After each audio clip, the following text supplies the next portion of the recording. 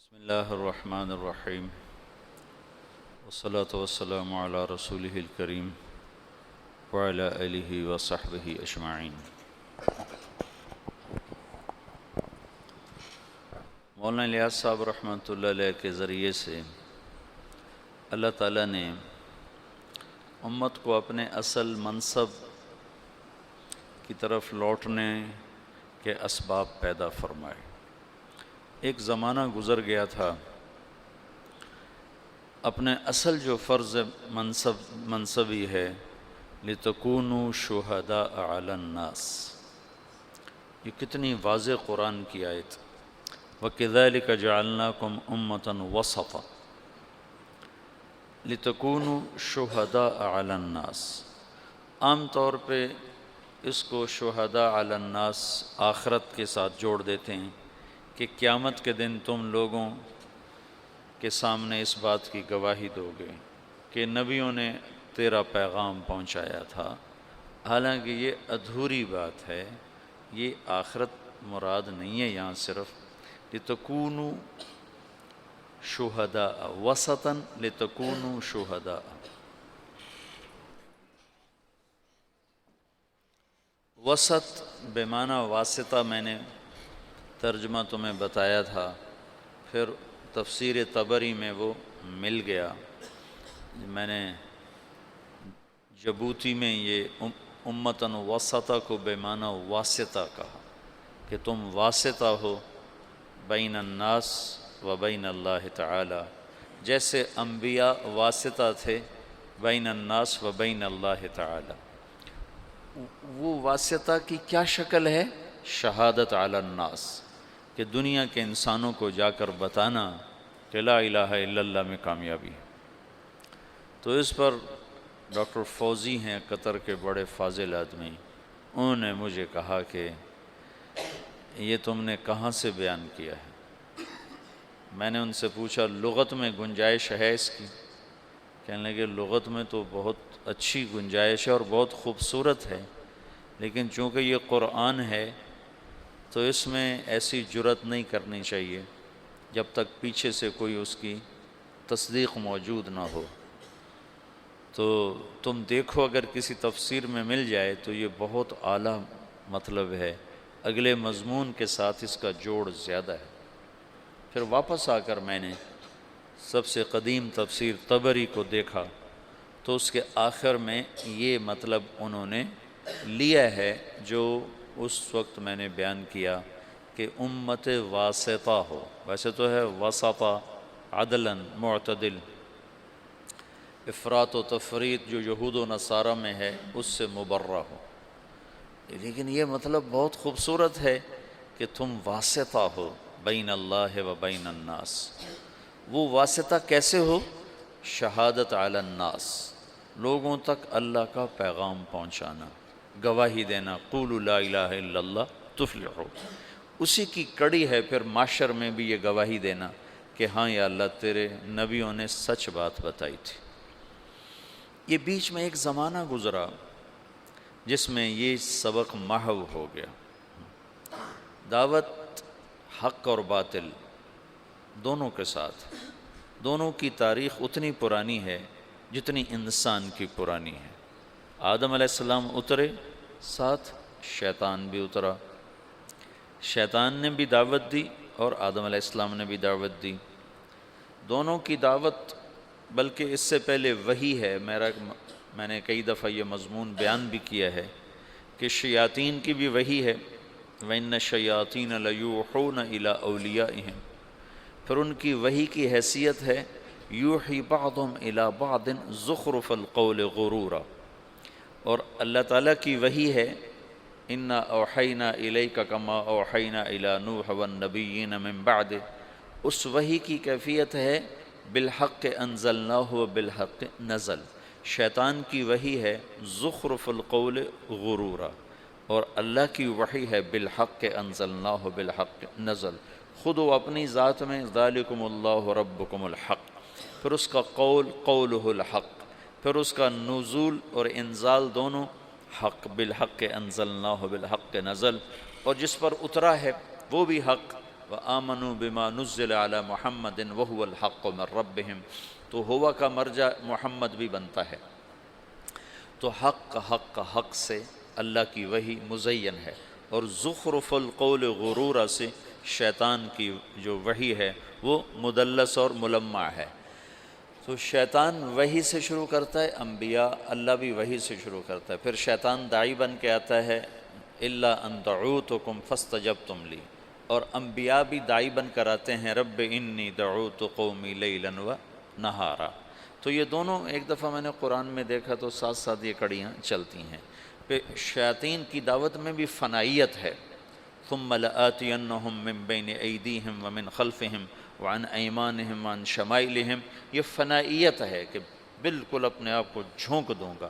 اور انبیاء کی دعوت میں بھی فنا ہو جانا ہے، رب انی دعوت قومی لیلا و نہارا، اور لعلک باخع نفسک الا یکونوا مؤمنین، اور لعلک باخع نفسک علی آثارہم ان لم یؤمنوا بہذا الحدیث اسفا، اور فلا تذهب نفسک علیہم حسرات۔ یہ آیات بتاتی ہیں کہ انبیاء کیسے فنا ہو کر دعوت میں لگتے ہیں، شیطان بھی فنا ہو کے لگتے ہیں، اپنا سب کو کیا بما اغویتنی لأزینن لہم فی الارض ولأغوینہم اجمعین، ایسی طاقتور تعبیر اپنی وہ اللہ تعالیٰ بتا رہا ہے، یہ یوں مجھ سے کہہ رہے ہیں۔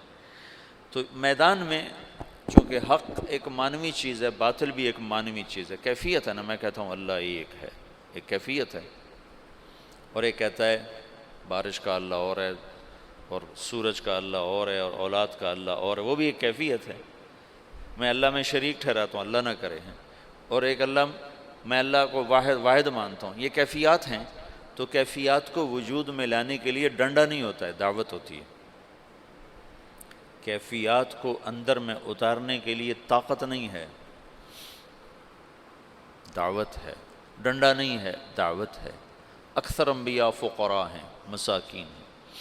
تو یہ دعوت کا سلسلہ آدم علیہ السلام سے عیسیٰ علیہ السلام تک چلا ہے، لِكُلِّ قَوْمٍ ہَادٍ وَإِن مِّنْ أُمَّةٍ إِلَّا خَلَا فِيهَا نَذِيرٌ، یہ عیسیٰ علیہ السلام تک یہ ہے۔ ایک عورت آئی عیسیٰ علیہ السلام سے مسئلہ پوچھنے، تو فرمایا بنی اسرائیل سے ہو کا؟ نہیں۔ کہا اماں میں بنی اسرائیل کی گم شدہ بھیڑوں کو تلاش کرنے آیا ہوں، میں تمہارے لیے پیغام نہیں لایا۔ لِكُلِّ قَوْمٍ ہَادٍ۔ جالینوس اور عیسیٰ علیہ السلام کا زمانہ ایک ہے۔ یہ جوارش جالینوس یہ یونانی تھا، مصر میں رہتا تھا، موحد تھا۔ اسے کسی نے کہا کہ ایلیا میں، یروشلم بیت المقدس جو آج کا نام ہے، فلسطین میں ایک حکیم ہے جو مردے زندہ کر دیتا ہے۔ تو جالینوس نے کہا وہ یقیناً نبی ہوگا، مردے زندہ کرنا کسی طبیب کا کام نہیں ہے۔ تو جالینوس کے ذمہ ایمان لانا نہیں تھا عیسیٰ علیہ السلام پر، کہ وہ مصر میں ہے، بنی اسرائیل سے نہیں ہے، یونان سے ہے۔ لیکن جب اللہ نے ہمارے نبی کو بھیجا تو اللہ نے قانون بدل کر کہا تبارک الذی نزل الفرقان علی عبدہ لیکون للعالمین نذیرا وما ارسلناک الا کافۃ للناس بشیرا ونذیرا وما ارسلناک الا رحمۃ للعالمین قل یا ایہا الناس انی رسول اللہ الیکم جمیعا۔ یہ ساری آیات بتاتی ہیں کہ اللہ نے قانون بدلا، سور عالم۔ اس لحاظ سے تو کسی بڑے طاقتور، لولا نزل هذا القرآن على رجل من القريتين عظیم، جو کہا تھا مکے والوں نے، آپ ملک شام میں پیدا ہوتے یا ایران میں پیدا ہوتے، یا تمدن ہے، تہذیب ہے، قوت ہے، کسی بادشاہ کے بیٹے بن کر پیدا ہوتے تاکہ بچپن سے قوت اور طاقت ہوتی۔ یتیمی کی انتہا، ماں 6 برس کی عمر میں گئی، باپ دیکھا ہی کوئی نہیں، 8 سال کی عمر میں دادے کو بھی اٹھا لیا، اور 8 سال کی عمر میں فقر کی وجہ سے بکریاں چرانا پیشہ بن گئے۔ لوگ دیکھتے تھے کہ آپ پہاڑوں سے بکریوں کو لے کے اتر رہے ہوتے تھے، نہ سر پہ کپڑا ہوتا تھا نہ پاؤں میں جوتا ہوتا تھا، ایسا فقر تھا۔ ابو طالب کے فقر کی وجہ سے بکریاں چرا رہے ہیں، اور یہ آنے والے وقت کے سارے عالم کے نبی ہیں۔ تو اللہ تعالیٰ ابراہیم علیہ السلام کی دعا کو اب پورا فرما رہا ہے، ایک امت مسلمہ پیدا کر رہا ہے، ایک ان میں رسول کا وَابْعَثْ فِيهِمْ رَسُولًا، وہ رسول بھی آ رہا ہے اب اور امت بھی آ رہی۔ اس امت کو اللہ تعالیٰ نے ایسی جگہ رکھا جہاں کوئی اور آ کے ان کے مزاج کو خراب نہ کرے، ان کی صفات کو خراب نہ کرے، ان کی زبان کو خراب نہ کرے، ان کی طبع جو فطرت ہے اسے خراب نہ کرے۔ ایک ہے بگاڑ، وہ ایسا تھا جیسے ہیرے کے اوپر مٹی آ جائے۔ 4000 سال کسی تہذیب کو اندر نہیں جانے دیا۔ سعودی عرب دنیا کا واحد ملک ہے جس میں دریا کوئی نہیں، یہ واحد ملک ہے اکیلا، پوری دنیا کے نقشے میں یہ واحد ملک ہے جس میں دریا کوئی نہیں، ورنہ ہر ملک میں دریا ہے۔ جو ملک اتنا، ویسے تو اب ایک اتنے سے جزیرے کو بھی ملک کہتے ہیں، مالدیپ کو بھی ملک کہتے ہیں، جن کا سب سے بڑا جزیرہ ٹوٹل 11 میل کا ہے، 11 کلومیٹر کا ہے، جو ان کا مالے دارالحکومت ہے اس کا نام ہے مالے، تو اس کا ٹوٹل رقبہ 11 کلومیٹر ہے، 11 کلومیٹر اس میں ختم ہو جاتا ہے۔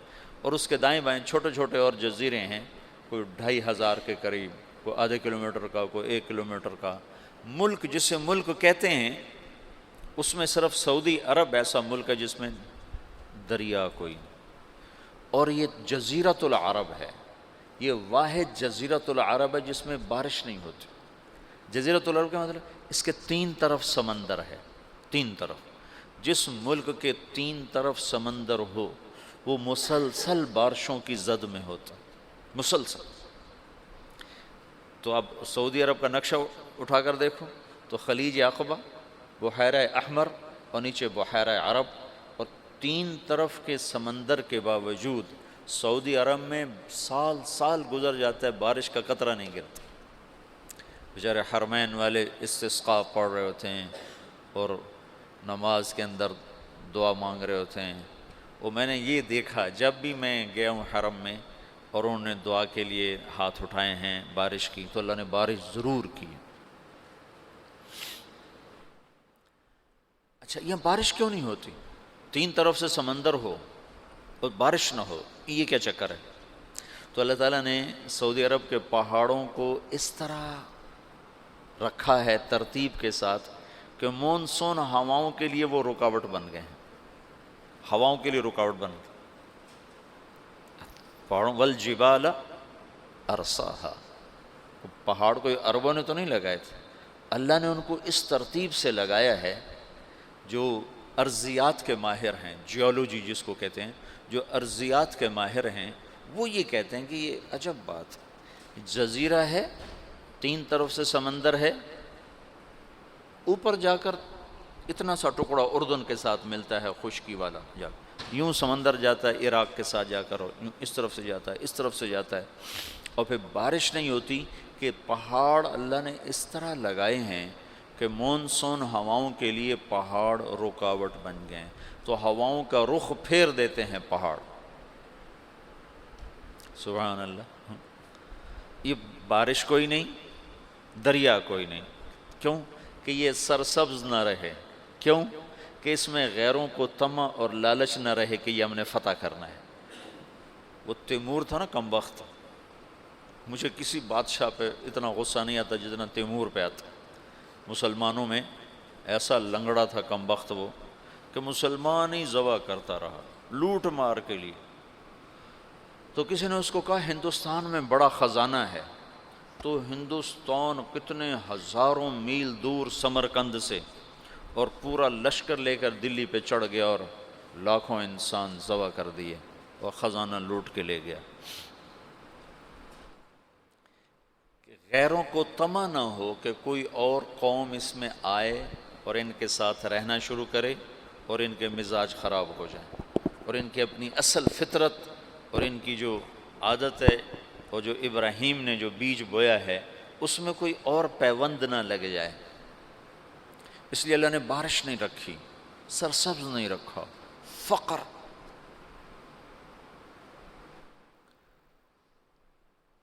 لہٰذا حدود کے اوپر سلطنتیں قائم کی۔ ایران نے حیرہ کو قابو کیا، اور نصارہ نے یمن کو قابو کیا، لیکن جو اندر ہے وہ 4000 سال ایسے، یہ جو بیج بنتا ہے نا، بیج کپاس کا بیج، گندم کا بیج، اس کو 10 سال لگتے ہیں۔ پہلے اس کو اگاتے ہیں، پھر اس کے ساتھ ایک اور کو اس کے ساتھ پیوند کرتے ہیں، پھر اس میں سے بیج آتا ہے، پھر اس کو اگاتے ہیں، پھر اس کے ساتھ دوسرا پیوند کرتے ہیں، پھر اس کو نکالتے ہیں، پھر اس کے ساتھ دوسرا لگاتے ہیں۔ 10 برس کے بعد ایک بیج تیار ہوتا ہے کہ آپ دیکھتے ہو کہ ایک کھیت ہے، وہ سارے جتنے بھی اس میں پودے ہیں ان کا ایک رنگ ہے، پتوں کی ایک شکل ہے، ایک سائز ہے، ایک قد ہے۔ یہ ایسے نہیں ہے، اس کے پیچھے 10 برس لگے ہیں کہ ایسا بیج تیار کیا جائے جو ایک سائز کی ہر شے تیار کرے۔ تو محمد مصطفیٰ اور صحابہ کو تیار کرنا ہے تو یہ دنیا اسباب کی جگہ ہے، اللہ تعالیٰ ایک پل میں کر سکتا ہے، لیکن اتنی بڑی ہستیوں کو وجود میں لانے کے لیے 4000 سال کا سفر چاہیے۔ ایک کپاس کے بیج کو 10 سال کا سفر چاہیے، تو آخری نبی کو اور آخری نبی کے جان نثاروں کو وجود میں لانے کے لیے 4000 سال کا سفر ضروری تھا، اور اس میں کوئی اور شامل نہ ہو، انہی کو اللہ تعالیٰ خالص کرتا گیا کرتا گیا کرتا گیا کرتا گیا۔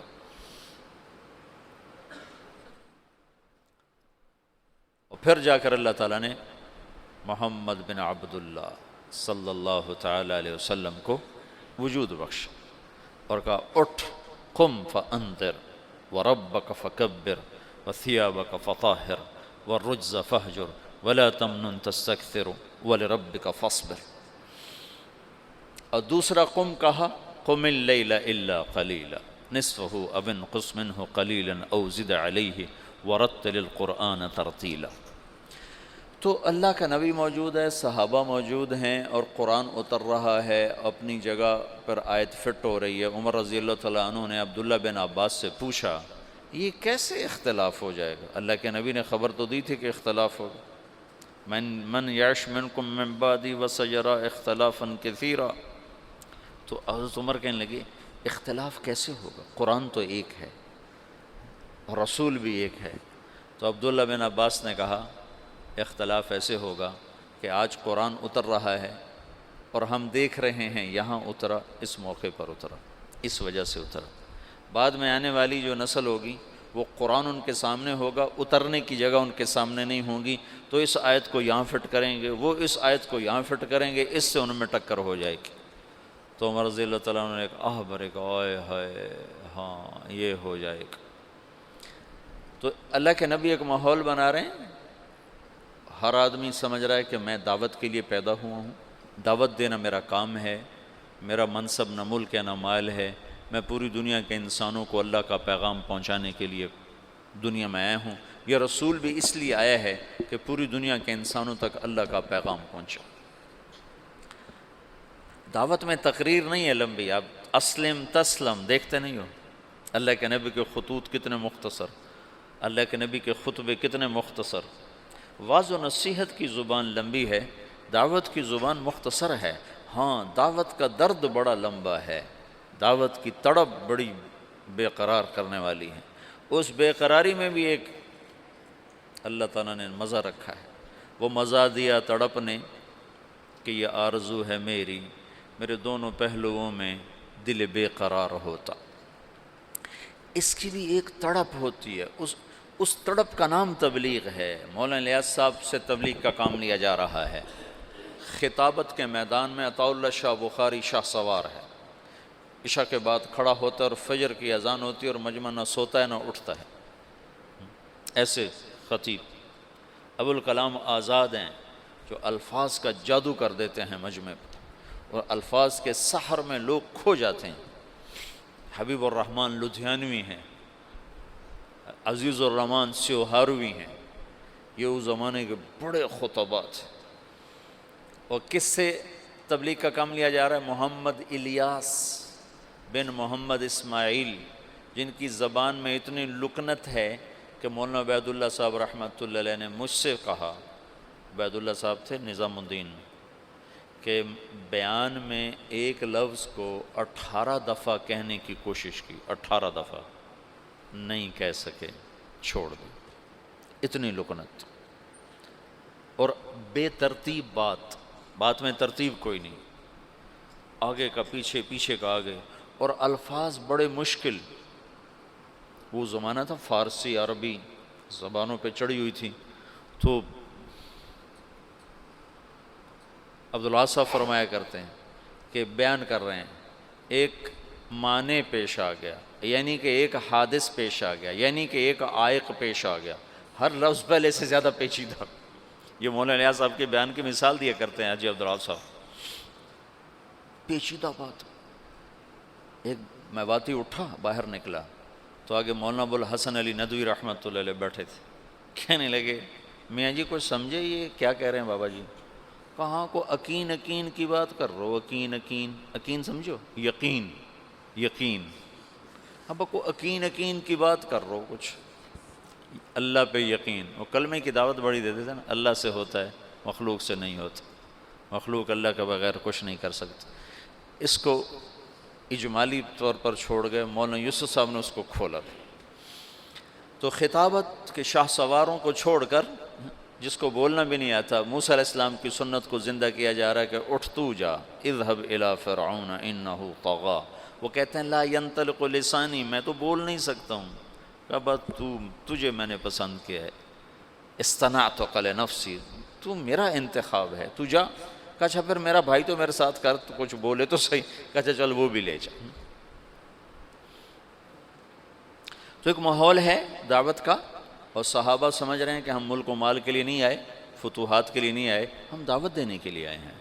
اور ایک فضا بنی ہے جس میں ہر بچہ، ہر عورت، ہر مرد، اس کا اندر کا ایک غم ہے کہ میں کس طرح لوگوں کو جہنم سے نکالنے کا سبب اور ذریعہ بن جاؤں.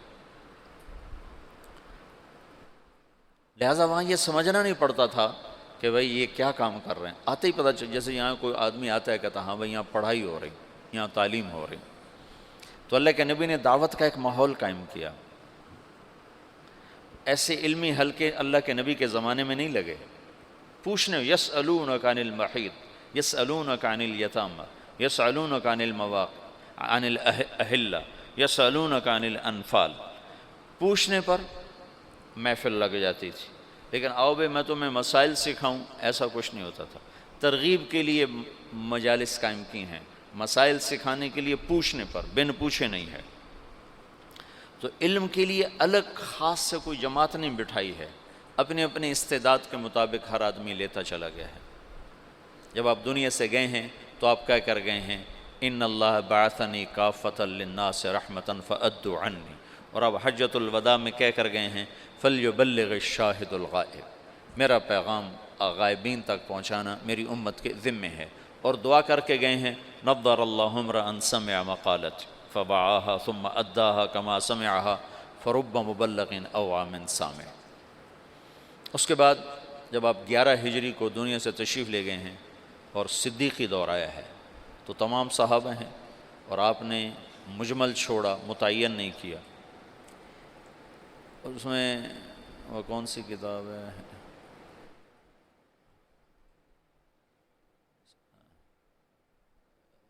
سیوطی نے خلفاء پر کتاب لکھی ہے نا، تاریخ الخلفاء. تاریخ الخلفاء میں ایک روایت ہے کہ صحابہ نے کہا یا رسول اللہ استخلف،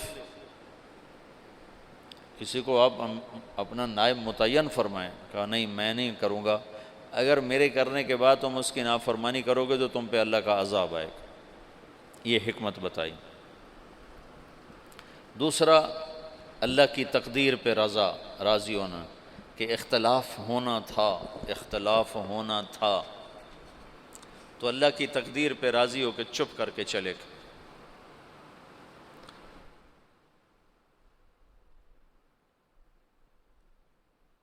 انصار کی بہت بڑی قربانی ہے اس موقع پر.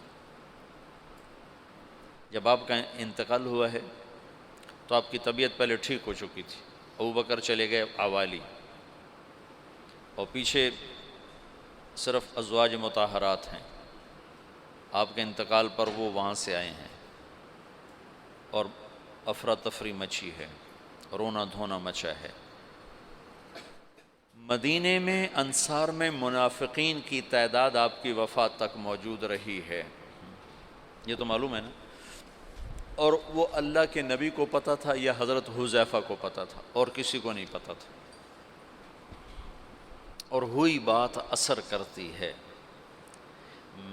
مجھے تحقیق نہیں ہے، لیکن میرا وجدان ہے جو کچھ میں نے پڑھا بار بار، کہ وہ جو سقیفہ تو بنی ساعدہ کا قصہ ہوا، اس کے موجد منافق ہوں گے، تو کسی کو پتہ ہی نہیں ہے کہ یہ منافق ہے، یہ منافق ہے، تو ہر ایک کو مسلمان سمجھ رہے ہیں، تو انہوں نے یہ شوشہ چھوڑا ہوگا۔ پھر اس کے جیسے افق کے واقعے کو چلانے والا عبداللہ بن ابی، لیکن حسان بن ثابت اس میں پھنس گئے، اور مستہ بن اثال اس میں پھنس گئے، اور حمنہ بنت جحش رضی اللہ تعالیٰ عنہ، یہ 3 مخلصین اس کی لپیٹ میں آ گئے، اور ان کو بعد میں حد لگی، منافقین کو چھوڑ دیا گیا۔ تو آپ کے انتقال کے بعد سارے لوگ مسجد میں جمع ہیں، انصار جمع ہو گئے بنو ساعدہ کے ڈیرے پر، بیٹھنے کی جگہ۔ آج کل وہاں ایک باغیچہ بنا ہوا ہے، اور وہ ہے قبلہ جنوب میں ہے، قبلہ وہاں سے یہ جنوب ہے نا، جنوب میں ہے، تو قبلہ کے اس طرف چھوٹا سا باغیچہ بنا ہوا ہے، اب بھی ہے، وہ سقیفۃ بنی ساعدہ، بنو ساعدہ کا ڈیرہ تھا۔ وہاں جو لوگ جمع ہوئے، آج تک یہ مجمل ہے، کیسے جمع ہوئے، کس نے دعوت چلائی، کس نے جمع کیا۔ جتنی تاریخ میں نے مطلب دین کو تھوڑا پڑھا ہے، تاریخ کو زیادہ پڑھا ہے، تو کسی کتاب میں یہ نہیں ملا کہ کون جمع کرنے کا سبب بنا، لیکن تسلسل سے پڑھنے سے میرا ایک تاثر بنا ہے کہ یہ تحریک منافقین نے چلائی ہوگی، پھوٹ ڈالنے کے اور توڑ پیدا کرنے کے لیے۔ تو انہیں سعد بن عبادہ رضی اللہ تعالیٰ عنہ کو تیار کر لیا کہ یہ امیر ہوگا، اب یہ امیر ہوگا۔ تو یہ آپس میں وہ باتیں کر رہے ہیں، محرک اس کے یقیناً آخرت میں تو بھید کھل جائے گا، انشاءاللہ مجھے یقین ہے آخرت میں وہ مجرم سامنے آئیں گے کہ منافق ہی تھے جنہوں نے یہ ساری اسکیم چلائی، اور صحابہ کو اس میں استعمال کر لیا کہ وہ بشر تھے، خطا سے پاک نہیں تھے، معصوم عن الخطا نہیں تھے۔ تو ابوبکر کے پاس ایک آدمی نے، تو ادھر بیٹھا اور وہاں امت کے توڑنے کا نظام بن چکا ہے۔ تو ابوبکر رضی اللہ عنہ اور عمر رضی اللہ تعالیٰ عنہ، ابو عبیدہ رضی اللہ تعالیٰ عنہ، یہ 3 حضرات نے دوڑ لگائی، ایسی افراتفری میں گئے۔ اس وقت غسل شروع تھا، حضرت علی ادھر مشغول تھے، اور وہاں وہ اس کے لیے جا ہی نہیں رہے کہ مجھے خلیفہ بنایا جائے، وہ تو اس فتنے کو دبانا چاہتے ہیں۔ وہاں پہنچے تو سعد بن عبادہ نے چادر اڑی ہوئی ہے، وہ بیمار سے تھے، اور وہاں بات چل رہی کہ اب امارت ہماری چلے گی، ہم اللہ کے نبی کے انصار ہیں، ہم نے آپ کو ٹھکانہ دیا، ہم نے آپ کو مشکل وقت میں ساتھ دیا، ہم وہ تھے جو مشقت میں آگے اور راحت میں پیچھے، لہذا امیر ہمارا ہوگا۔ تو عمر رضی اللہ تعالیٰ عنہ پہلے بولنے لگے، ان کا میں نے ایک سوچا کہ میں بات کرتا ہوں، تو ابوبکر صدیق نے مجھے روک دے کر بیٹھ جاؤ، اور ابوبکر رضی اللہ تعالیٰ عنہ کھڑے ہوئے نا۔ اس سے پہلے حباب بن، جب ابوبکر رضی اللہ تعالیٰ عنہ کھڑے ہوئے، ان کا دیکھو تم نے سنا تھا نا کہ اللہ کے نبی نے کہا تھا الائمۃ من قریش، خلافت قریش کے پاس رہے گی، عرب جس کے سامنے سر جھکاتا ہے وہ صرف قبیلہ قریش ہے اور کوئی نہیں ہے۔ تو حباب بن منذر رضی اللہ تعالیٰ عنہ وہ شخص ہیں جنہوں نے بدر میں رائے دی تھی کہ خیمے ادھر سے اکھاڑ کے ادھر لگائیں، تو جبریل نے آ کر کہا تھا کہ اللہ تعالیٰ فرما رہے ہیں کہ حباب کی رائے پہ عمل کیا جائے۔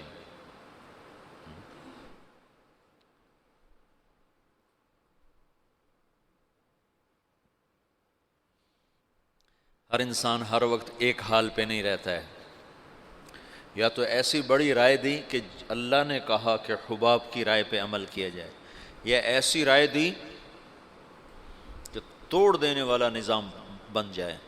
تو حباب بن منذر نے کہا میں تم سب کا فیصلہ کرتا ہوں، ایک امیر مہاجرین میں سے ہوگا، ایک انصار میں سے ہوگا، ایک تلوار، ایک میان میں 2 تلواریں کہاں آئیں؟ تو ابو بکر رضی اللہ تعالیٰ عنہ ان کو سختی سے ڈانٹ دیا، بیٹھ جا، امت کی وحدت کو فرقت میں تبدیل نہ کر، ان کو ڈانٹ کے بٹھا دی۔ پھر مختصر تقریر فرمائی کہ یہ امر اس وقت تک سلامت ہے جب تک امامت قریش کے پاس، تم ہمارے انصار ہو اور وزراء ہو، ہم تمہارے امراء ہیں، میری طرف سے یہ عمر حاضر ہے، ابو عبیدہ حاضر ہے، اس میں سے کسی کے ہاتھ پر بیعت کر۔ تو عمر رضی اللہ عنہ نے ایک دم کھڑے ہو کر کہا، جس کو اللہ کے رسول نے مصلی پہ کھڑا کیا وہی ہمارا خلیفہ ہے۔ نمازیں پڑھائی نے 17، تو حضرت عمر نے بیعت کی تیزی کے ساتھ، ابو عبیدہ نے اس کے پیچھے۔ پھر اللہ تعالیٰ کی غیبی مدد آئی، انصار کی یہ قربانی۔ زندگی میں ایک اصول سیکھو، اللہ تمہیں توفیق دے، مجھے توفیق دے، میں نے اس میں بہت نفع پایا، اپنی رائے سے پیچھے ہٹ جانا سیکھو۔ رائے پہ جمنا تو طبعی چیز ہے، رائے پہ اصرار تو فطری چیز ہے۔ بچہ بھی کہتا ہے میں نے ادھر جانا ہے، میں نے ادھر جانا ہے، ماں کہتے نہیں جانا تو وہ روتا ہے۔ اتنی چھوٹی عمر سے رائے کا اصرار شروع ہو جاتا ہے، تو رائے سے ہٹنا سیکھو بشاشت کے ساتھ۔ جب رائے کے خلاف ہوتا نا تو دل تنگ پڑ جاتا اور طبیعت بجھ جاتی۔ تو یہ ایک اللہ کی طرف سے سبق تھا۔ انفرادی سطح پر آگے آیا خالد بن ولید کا قصہ، اور اجتماعی سطح پر آیا انصار مدینہ کی طرف سے۔ اجتماعی سطح پر انصار مدینہ ایک دم پیچھے ہٹا اپنی رائے سے بشاشت کے ساتھ، امت بن کے۔ اگر وہ نہ ہٹتے تو پہلے دن ہی توڑ تھا، اگر وہ ہٹتے اور دل ان کے ساتھ نہ ہوتے تو بھی توڑ تھا۔ وہ ہٹے بھی صحیح اور دل بھی کھول دیا، سینے کھول دیے۔ تم چلے میں جاتے ہو، یہ سال والے سال میں جائیں گے، یہ صرف چلے اور سال کی بات نہیں، تم گھر میں ہوتے ہو، مدرسے میں ہوتے ہو، رائے کا اختلاف ہوتا ہے، تو اپنی رائے دینا بھی سیکھو، اپنی رائے کے خلاف ہونا بھی سیکھو، اور اپنی رائے کے سے ہٹ جانا بھی سیکھو۔ یہ رائے دینے سے زیادہ مشکل کام ہے، اور میں نے ہٹنے میں بڑے نفع دیکھے، بڑے نفع دیکھے۔ مجھے تو 22 سال ہو گئے ہٹتے ہوئے اور پیچھے ہوتے ہوئے، لیکن میں نے کبھی نقصان نہیں دیکھا۔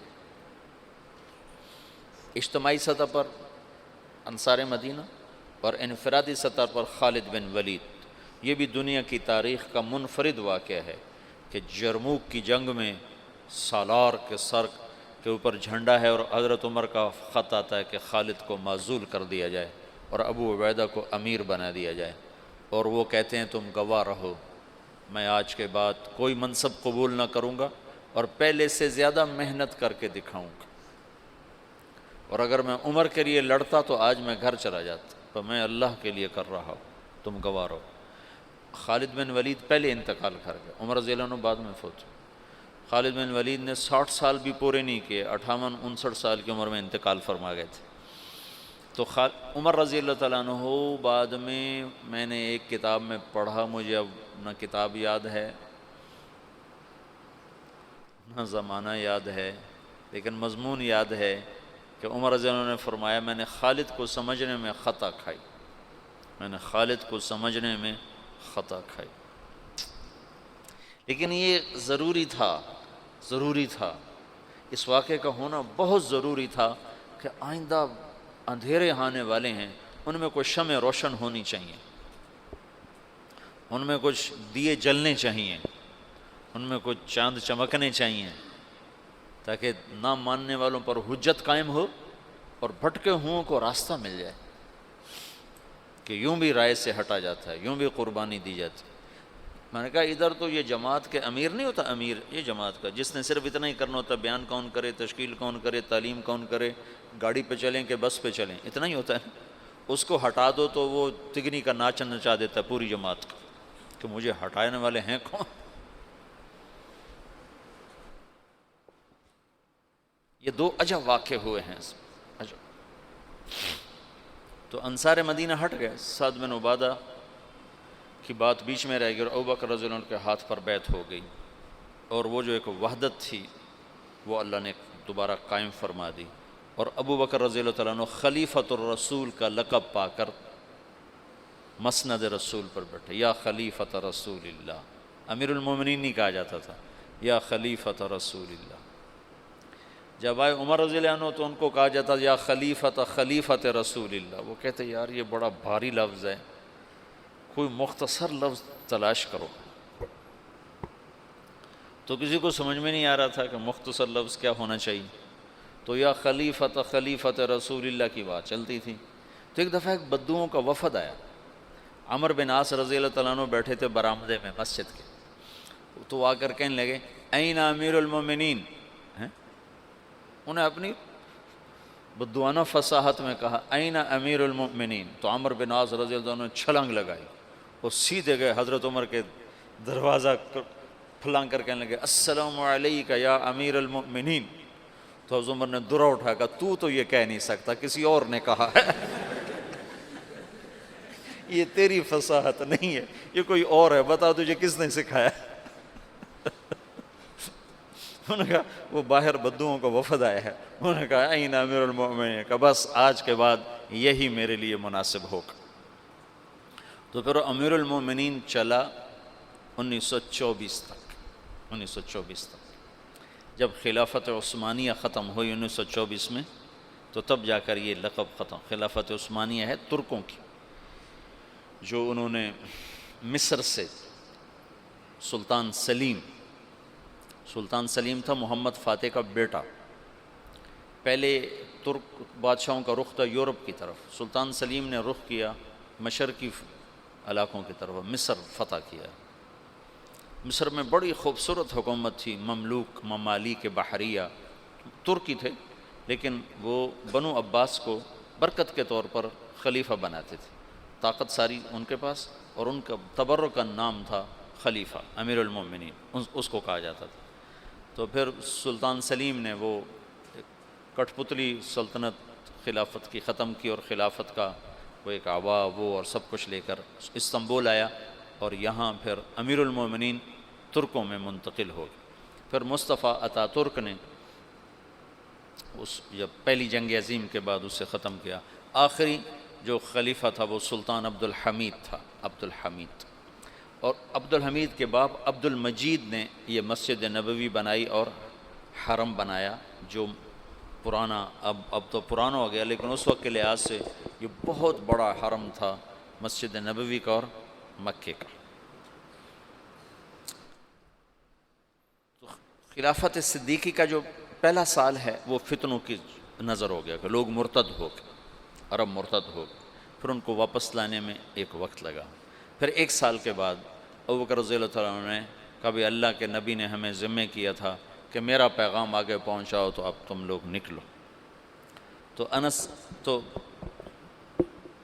اس میں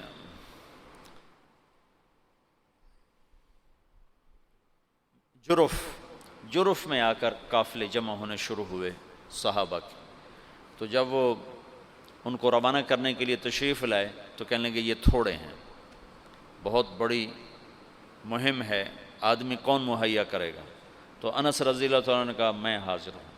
تو انہیں سارے عرب کا چکر لگایا، تو پھر کوئی 1,00,000 کے قریب عرب کٹھے ہوئے، صحابہ بھی تابعین بھی، اور ان کو 6 حصوں میں تقسیم کیا۔ 4 لشکر بھیجے شام، 2 بھیجے عراق، خالد بن ولید اور مثنى بن حارثہ کو بھیجا عراق، اور یزید بن ابی سفیان ان کو دمشق کی طرف، ابو عبیدہ بن جراح کو حمص کی طرف، عمرو بن عاص کو فلسطین کی طرف، اور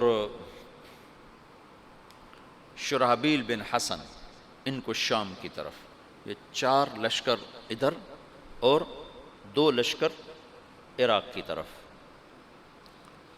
یہ جو جانے والے ہیں ان کے سامنے صرف دعوت ہے اور کچھ نہیں، جو بھیجنے والے ہیں ان کے سامنے صرف دعوت ہے اور کچھ نہیں، کہ ہم لوگوں کو قتل کرنے نہیں جا رہے، ان کا ملک چھیننے نہیں جا رہے، ان کو اللہ کا پیغام سنانے جا رہے۔ پھر یہ ریلا اٹھا ہے، خلافت راشدہ میں دعوت کا نظام مکمل چلا ہے۔ پھر خلافت عثمانی کے 6 سال اسی طرح گزرے ہیں، پھر 6 سال کے بعد وہ وَسَيَرَا اختلافاً کثیرا، اختلاف کا سلسلہ شروع ہوا، جس کی آخری کڑی عثمان رضی اللہ تعالیٰ عنہ کی شہادت ہے۔ مسجد قباء میں کھڑے ہو، قبلے کی طرف منہ کرو تو سیدھے ہاتھ ایک میدان اب بن گیا ہے، کھجوریں لگیں، یہاں کنواں ہوتا تھا، اس کا نام تھا اریس۔ تو اللہ کے نبی کی انگوٹھی منتقل ہوئی ابو بکر کی طرف، پھر ہوئی عمر کی طرف، پھر ہوئی عثمان کی طرف۔ عثمان رضی اللہ تعالیٰ عنہ بیر اریس پر کھڑے ہیں، وضو کرنے لگے تو خادم کو انگوٹھی پکڑائی، اس نے یوں ہاتھ کیا، انہوں نے ایسے رکھی تو اس کے ہاتھ سے پھسلی اور کنویں میں چلی گئی۔ تو عثمان رضی اللہ تعالیٰ عنہ نے کنویں کا سارا پانی نکلوا دیا اور نیچے سے مٹی کھدوا دی اور انگوٹھی نہیں ملی، اٹھا لی اللہ تعالیٰ، خاتم نبوت۔ میں نے وہ کنواں فوٹو میں دیکھا ہے، ویسے نہیں دیکھا، چھوٹا سا کنواں، اور اس میں پانی بھی اتنا زیادہ نہیں ہوتا تھا، عرب کے کنویں میں تھوڑا سا پانی ہوتا تھا۔ سارا ڈھونڈ مارا، انگوٹھی نہیں ملی۔ اس انگوٹھی کے گم ہوتے ہی اختلاف اور افتراق، اور عبداللہ بن سبا جو یہودی تھا اور مسلمان بن کے داخل ہوا، جو شیعہ مذہب کی بنیاد بننے جس نے ڈالی، وہ اختلاف چلتے چلتے چلتے چلتے آخر حضرت عثمان رضی اللہ عنہ کی شہادت پر ختم ہوا۔ اللہ کے نبی نے حضرت عثمان سے فرمایا تھا، میرے بعد تجھ سے خلافت کی کرتے کو اتارنے کے لیے کہا جائے گا، تم نے کرتا نہیں اتارنا، شہادت کو قبول کرنا ہے، ورنہ تیرا میرا آخرت میں جوڑ نہیں ہو سکے گا، مجھ سے مل نہ پاؤ گے۔ تو ان لوگوں نے مطالبہ کیا، فسادیوں نے، کہ تم حکومت چھوڑ دو، ہم تمہیں کچھ نہیں کہتے۔ کہا یہ تو میں نہیں چھوڑوں گا، میں صابر محتسب قتل ہو جاؤں گا، یہ کام نہیں کروں گا۔ شہید ہو گئے۔ تو علی رضی اللہ تعالیٰ عنہ کو خلیفہ بنے، انتہائی تشویشناک حالات۔ حضرت حسن آئے، کہنے لگے ابا خلافت قبول نہ کر ورنہ تیرے اوپر قتل عثمان لگ جائے گا۔ حسن رضی اللہ عنہ اتنے صاحب فراست تھے کہ انتہا کی بات۔ کہا ابا خلافت قبول نہ کر، تیرے اوپر قتل عثمان کا داغ لگ جائے گا۔ کہا میرے اوپر کیسے لگ سکتا ہے، میں تو بری الذمہ ہوں۔ اچھا پھر دیکھ لینا۔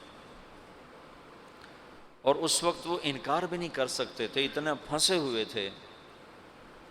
بیعت فرمائی، بیعت کا ہونا تھا کہ یہ بات چل پڑی کہ یہ علی نے عثمان کو قتل کروایا ہے خلافت پر قبضہ کرنے کی۔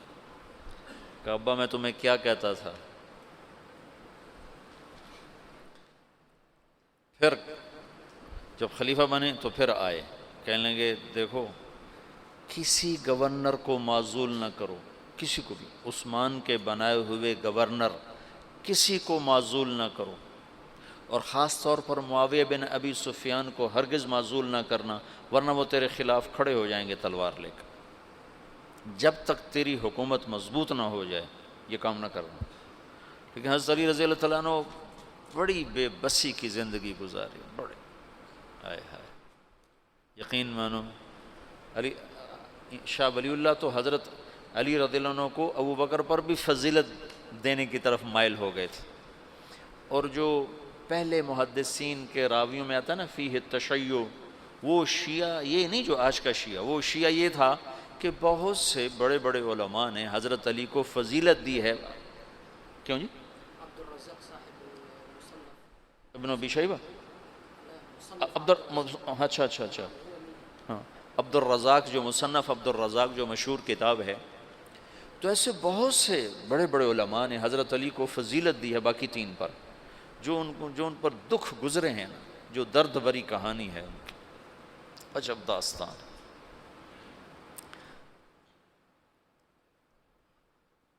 تو انہیں معزول کر دیا حضرت معاویہ رضی اللہ عنہ کو، معزول کرنا تھا وہ کھڑے ہو گئے۔ حالات ایسے بن گئے تھے، شام والوں نے زید بن ثابت رضی اللہ تعالیٰ نے حضرت عثمان کا کرتا اور حضرت نائلہ کی کٹی ہوئی انگلیاں، جب وہ قتل کیا گیا تو نائلہ سامنے آئیں بیوی، تو ان کی انگلیاں کٹ گئیں، اور وہ کرتا جس میں وہ شہید کیے گئے وہ حضرت زید بن ثابت نے اتار لیا اور انگلیاں لے کر شام جا کر معاویہ کو پکڑائی، معاویہ رضی اللہ تعالیٰ عنہ نے لے کر جامع مسجد دمشق میں لٹکا دی۔ اب کون تحقیق کرے گا کہ کس نے قتل کیا کس نے نہیں کیا؟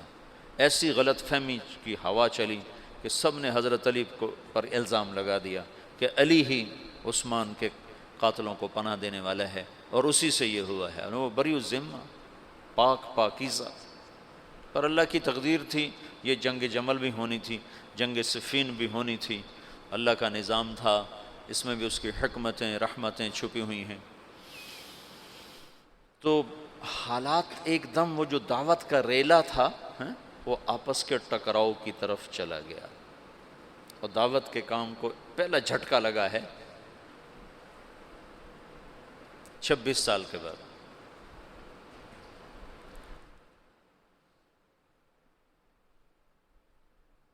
تو جنگ جمل کی نوبت آ گئی،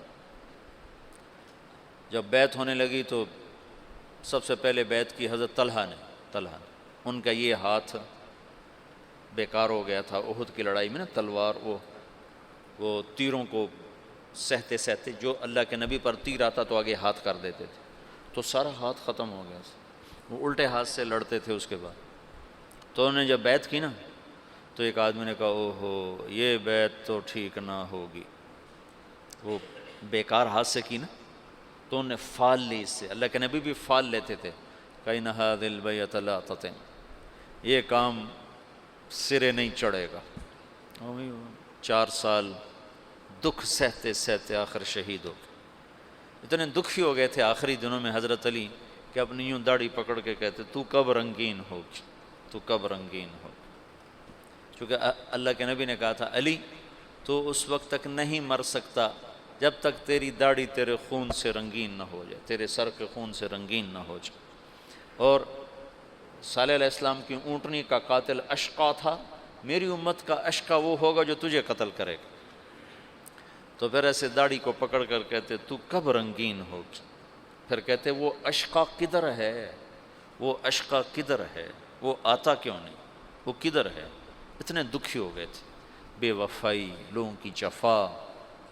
حضرت معاویہ رضی اللہ عنہ کو شام کا ٹکڑا ملا جو بڑے سلیقے والے، بڑے طریقے والے، بڑے وفادار، اور حضرت علی رضی اللہ عنہ کو کا امتحان بڑا تھا، بڑوں کے امتحان بھی بڑے، ان کو عراق ملا جہاں کے لوگ منافقانہ عادات اور ہر جتنے بھی عیب، اس لیے تو حجاج اللہ نے ان پہ مسلط کیا، عراق والوں پہ، بھرے ہوئے بے وفائیوں سے بھرے ہوئے۔ تو اس کا آخری نتیجہ حضرت علی کی شہادت پہ نکلا۔ جنگ جمل ہوئی جس میں حضرت طلحہ جیسے، حضرت زبیر جیسے شہید کر دیے۔ جب آپس میں ٹکرائے نا صلح ہو گئی، لیکن جو لوگ عبداللہ بن سبا کے ساتھی تھے، اب میں تمہیں تفصیل تو نہیں بتا رہا، سے اشارے کر رہا ہوں، تبلیغ کا تھوڑا سا پس منظر بتانا چاہتا، دعوت کی تاریخ بتانا چاہتا ہوں کہ جب تم چھٹیوں میں جاؤ تو بشاشت سے جاؤ، ہمارے ڈنڈے کی وجہ سے نہ جاؤ۔ جو ڈنڈے کی وجہ سے جاتے ہیں وہ موبائل سے کھیلتے رہتے، ادھر تعلیم ہوتی ہے ادھر وہ موبائل سے کھیل رہے ہوتے، ادھر گشتر ہوتا ہے ادھر وہ اپنے اخبار بیٹھے پڑھ رہے ہوتے ہیں۔ تو ایسا چلہ مجھے نہیں چاہیے، گھر چلے جاؤ زیادہ بہتر ہے۔ میں چاہتا ہوں تم بشاشت کے ساتھ اللہ کی راہ میں نکلو کہ تمہیں فائدہ تو ہو، تمہیں نفع تو ہو، اپنے نفس کے ہاتھوں نہ مارے جاؤ، یہ ہماری وجہ سے نہ تم ایسے ہی علی رغم انف نہ جاؤ، بے بشاشت القلوب جاؤ۔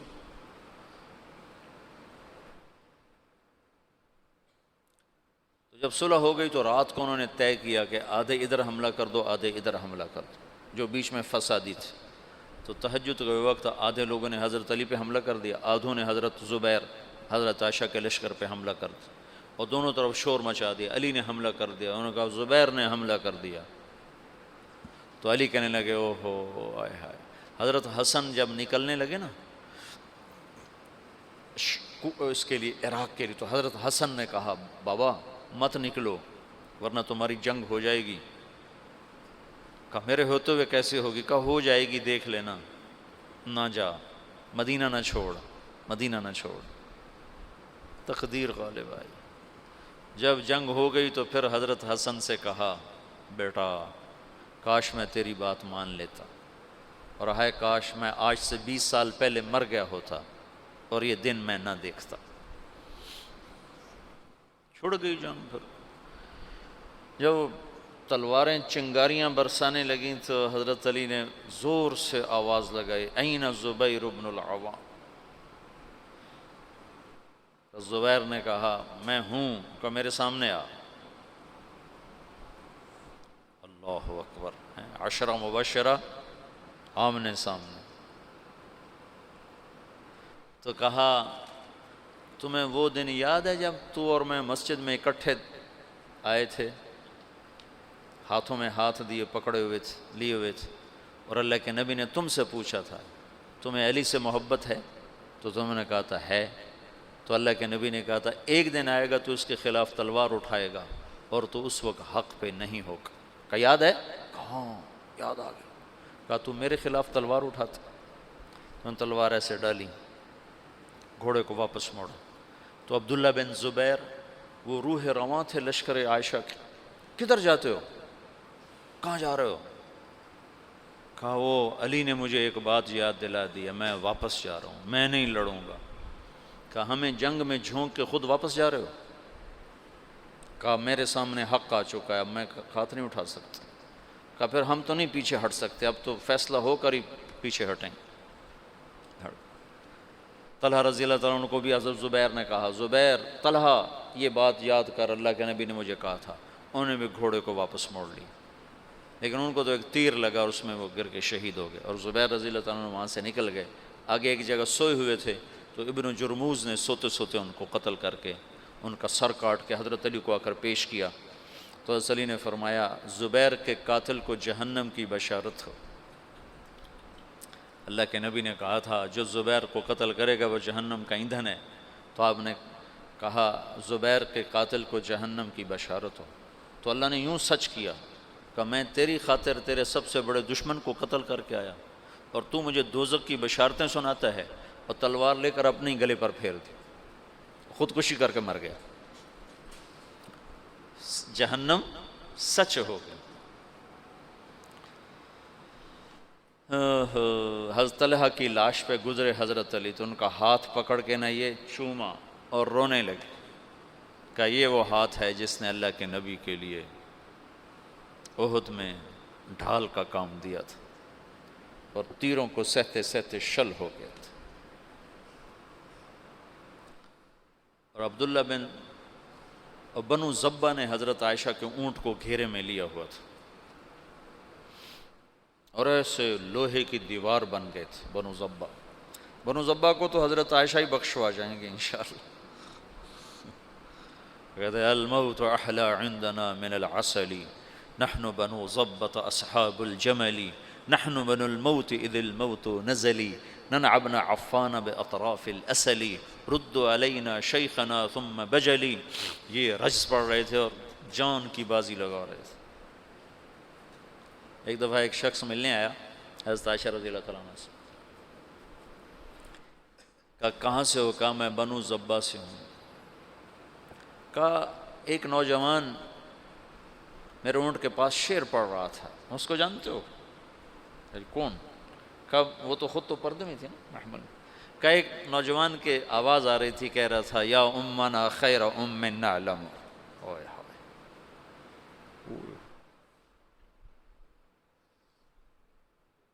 یا امنا خیر ام نعلم، اما ترین کم شباب یکلم وتفتلی حامته والمعصم۔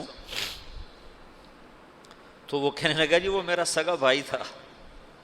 تو عائشہ روتے روتے روتے ساری چادر آنسوں سے تر کر دی۔ تو ایسے ایسے شاہ سوار اس دن شہید ہوئے جو اکیلے اکیلے ہزاروں پر بھاری تھے طرفین سے۔ پھر آخر میں عبداللہ بن زبیر رضی اللہ تعالیٰ عنہ نے حضرت عائشہ کے اونٹ کو پکڑا، پھر آخر تک وہ جمے، ورنہ جو آتا تھا وہ قتل ہو جاتا، یا وہ قتل ہو جاتا یا قاتل یا حملہ آور قتل ہو جاتا تھا۔ ایک دو بڑے شاہ سوار آمنے سامنے آئے، دونوں ایک ایک ہزار پر بھاری تھے، ایک ادھر ایک کے ہاتھ میں حضرت عائشہ کا اونٹ، دوسرا حضرت علی کی طرف سے، دونوں ایک دوسرے کے وار سے ایک وقت میں ختم ہو کے گر گئے۔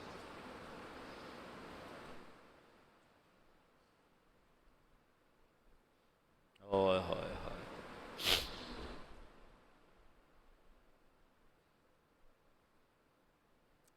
پھر وہ آخر حضرت علی نے کہا اونٹ کو گراؤ ورنہ جنگ ختم نہیں ہوگی، اونٹ کو گراؤ۔ پھر انہوں نے اونٹ پر وار کیے، اونٹ گرا۔ جو دور کے لوگ تھے انہوں نے، وہ کوئی تحقیق پھر تھوڑے ہوتے، ان کو ہو حضرت اما عائشہ تو شہید ہو گئے، بس وہ ایسے دل برداشتہ ہوئے کہ پھر میدان چھوڑ دیا۔ تو حضرت علی نے فرمایا کوئی کسی کے پیچھے قتل کے لیے نہ بھاگے، مال غنیمت کے طور پر مال نہ لوٹا جائے۔ تو محمد بن ابو بکر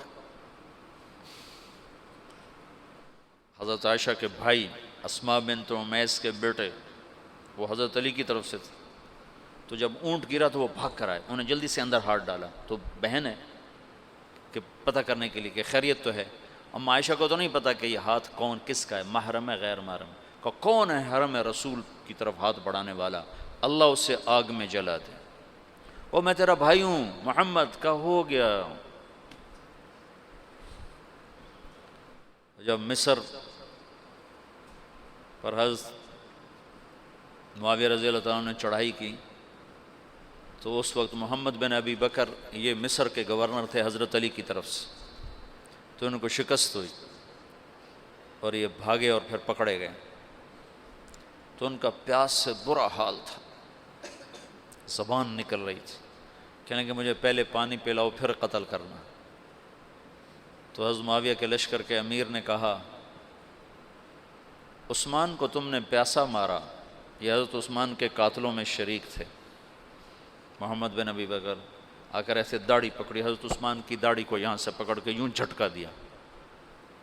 تو انہوں نے کہا تیرا باپ تو اس داڑھی کی بڑی قدر کرتا تھا۔ تو ایسی شرم آئی کہ واپس چلے گئے، بس اس کے بعد حصہ نہیں لیا، لیکن وہ داڑھی پکڑنا ہی کافی ہو گیا تھا۔ تو انہوں نے کہا عثمان کو پیاسا مارتے ہو، خود پانی مانگتے ہو، کہ تمہیں اسی پیاسا قتل کروں۔ معاویہ بن خدیج ایسے کوئی امیر کا نام تھا، مجھے پورا نام یاد نہیں ہے، ذہن سے نکل گیا، قتل کیا۔ پھر ایک گدھے کی کھال میں اس کی لاش کو لپیٹ کر اسے آگ لگا دی اور وہ جل گئے۔ حضرت عائشہ کا فرمان سچا ہوا، اللہ اسے آگ میں جلا دے۔ تو ایک دفعہ جو دعوت کو جھٹکا لگا ہے، یہ اللہ کا نظام تھا، اختلاف ہونا تھا۔ حضرت علی کی شہادت پر ایک دور ختم ہوتا ہے، حضرت حسن رضی اللہ عنہ خلیفہ بنتے ہیں، پھر وہ 6 مہینے بعد حضرت معاویہ کے حق میں دستبردار ہو جاتے ہیں، اور پھر دوبارہ دعوت کا دور چلتا ہے، اور پھر دعوت اپنے علی قدم و ساق قائم ہوتی ہے، اور پھر وہ اسلام کی ریل پیل رحل بہر دوبارہ واپس آتی ہے جب حضرت معاویہ رضی اللہ تعالیٰ عنہ خلافت کو سنبھالتے ہیں۔ یہ آج کی مجلس میں اتنا ہی کافی ہے، آئندہ بھی میں روز ایسی مجلس میں تھوڑا تھوڑا آپ کو پیچھے سے لے کر مولانا الیاس صاحب تک مختصر کر کے سناؤں گا، چونکہ میں اب مطالعہ تو کر نہیں سکتا کہ پڑھوں اور مستحضر کروں، جو مجھے یاد ہوگا وہ تمہیں بتا دوں گا، جو بھول گیا سو بھول گیا، جو تھوڑا بہت یاد ہے وہ میں تمہیں بتاتا رہوں گا، کہ تم بصیرت کے ساتھ تبلیغ میں جاؤ، ایسے ہمارے ڈنڈے کی وجہ سے نہ جاؤ، ورنہ شکایتیں آتی ہیں جی ادھر تعلیم ہو رہی ہوتی ہے، آپ کے شاگرد موبائل سے کھیل رہے ہوتے ہیں۔ میں شکایتیں آئی ہیں تو کہہ رہا ہوں، سارے نہیں، اللہ کا فضل ہے، اکثریت بہت اچھا وقت گزارتے ہیں، بہت اچھا وقت گزارتے ہیں الحمدللہ، لیکن بہرحال ہر جگہ کمزور بھی ہوتے ہیں، کبھی بھی ہوتے ہیں۔ میں چاہتا ہوں تم میں کوئی بھی کمزور نہ ہو، سارے تم خوش ہو کر بشاشت کے ساتھ نکلو، شرح صدر کے ساتھ نکلو۔